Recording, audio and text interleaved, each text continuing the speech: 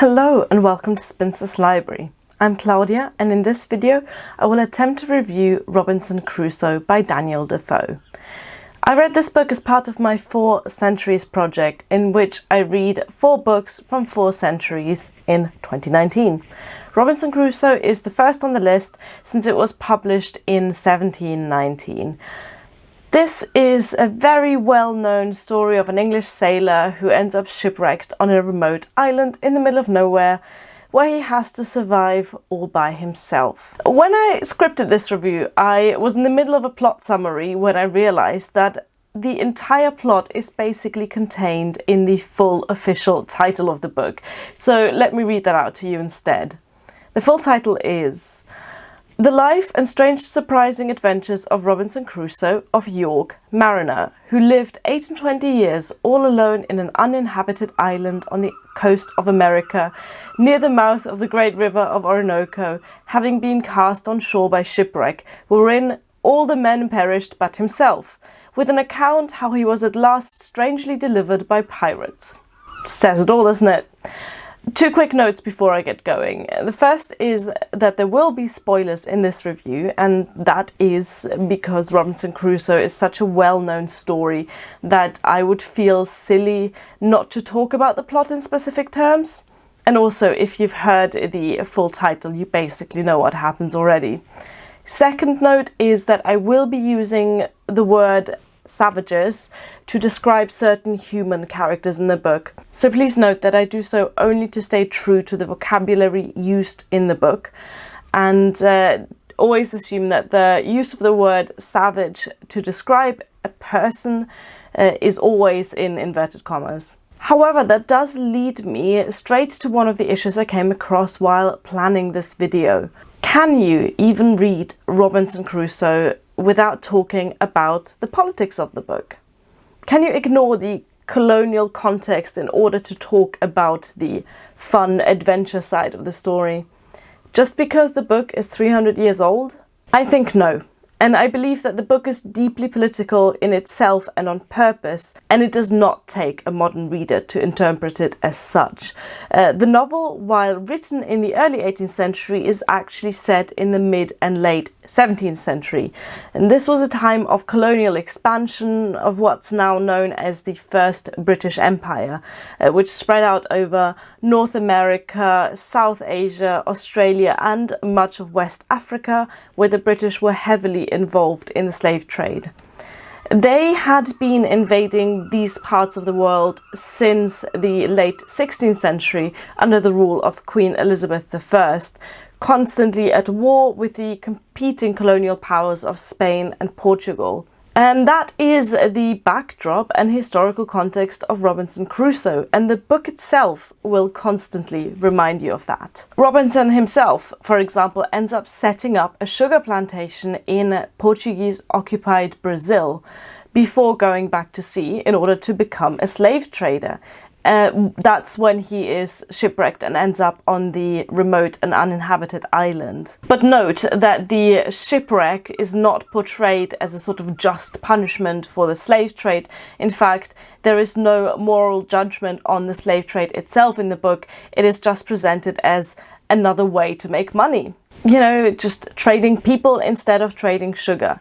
So there is no moral judgment of slavery at all in the book. So his ship runs aground and he ends up on this remote island where most of the rest of the story will take place. And this middle part where he has to survive with the materials that he managed to salvage from the shipwreck is definitely my favorite part of the book. He soon finds out that the gold coins he looted from the ship are nowhere near as useful as food, gunpowder, and building materials.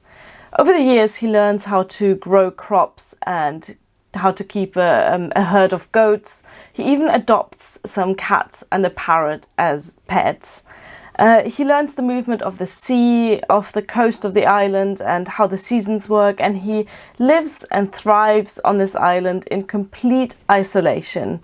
Personally, I really like these living off the grid kind of narratives, even though this being set hundreds of years ago, there wasn't much of a grid in the first place, if you know what I mean. One really big theme of the book that emerges in this part, and one that I had somehow not really expected going into it, was religion.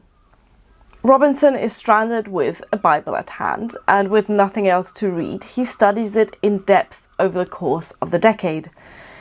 The story makes a really big deal of describing his early life in the beginning of the book, and he's portrayed in the beginning as really a bit of a spoiled brat.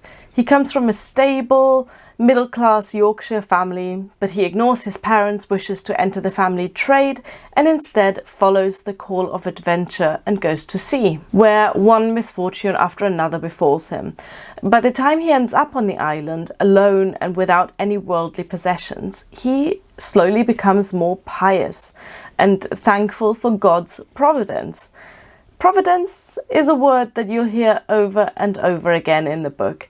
And this theological concept of positive divine intervention in Robinson's life becomes more apparent as you go through the story. Providence is the reason he's the sole survivor of a shipwreck.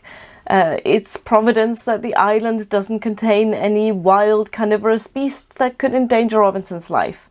It's providence that the island is full of tasty edible goats and turtles and fowl, as well as fruit and drinking water. And later it is God who provides Robinson with his very own human slave. Yes, we are getting to the Friday part of the story. So after over 2 decades on the island, Robinson thinks to himself that he quite fancies having a servant.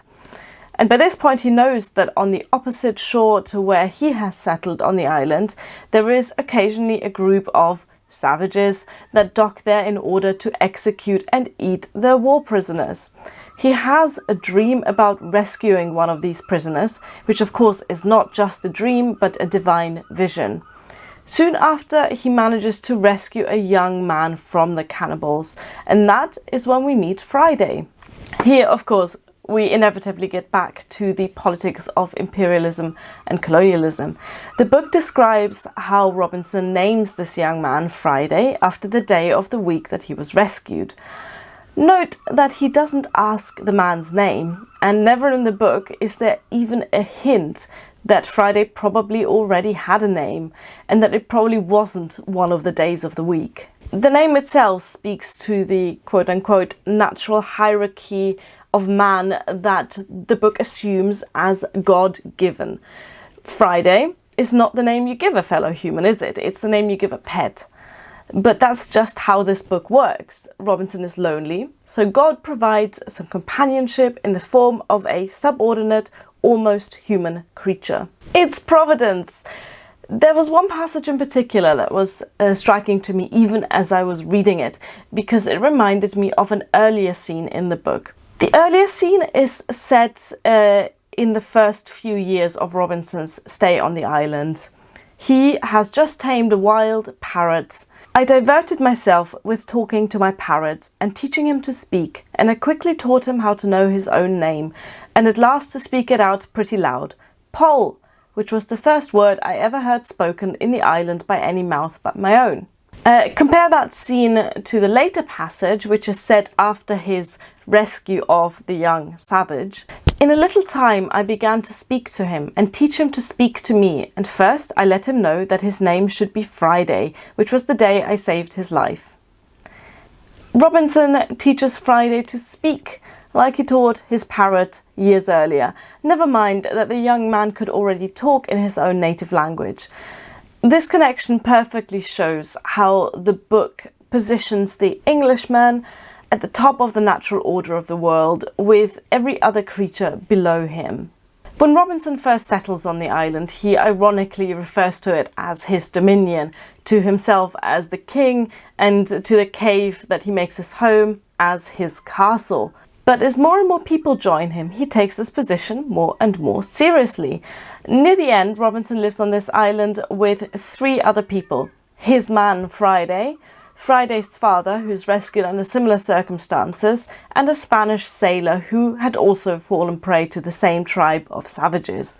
Robinson sees himself as the natural leader of the group, a position that he and the other people accept as God-given and unquestionable. The Spanish sailor, being a Catholic of course, is treated like a servant, and Friday and his father like barely human. When, at the end of the story, Robinson ends up gaining command of a ship by helping a captain fight his mutinous crew, Friday has no second thoughts about leaving his own father and the rest of his family behind, and unquestionably joins his master on the way back to England. And here we get to the end of the novel. How to review a book like that? I think it is possible to see it both as a story of adventure, a fun read about seafaring and survival, pirates and all the rest of it, as well as looking at this book as a document of its time and a perpetuation of the 17th century ideal of divinely sanctioned colonialization. At the end of my reviews, I always give a star rating for the book and tell you if I recommend you read it or not. And I really would recommend you read this one. If you've made it this far into the video and you are interested in the themes that I have talked about, then give it a go. For easy reading, I would recommend you listen to the audiobook read by Simon Vance in a slightly affected Yorkshire accent. He makes those run-on sentences and the antiquated style sound really fresh and conversational, and you will get through this book in no time.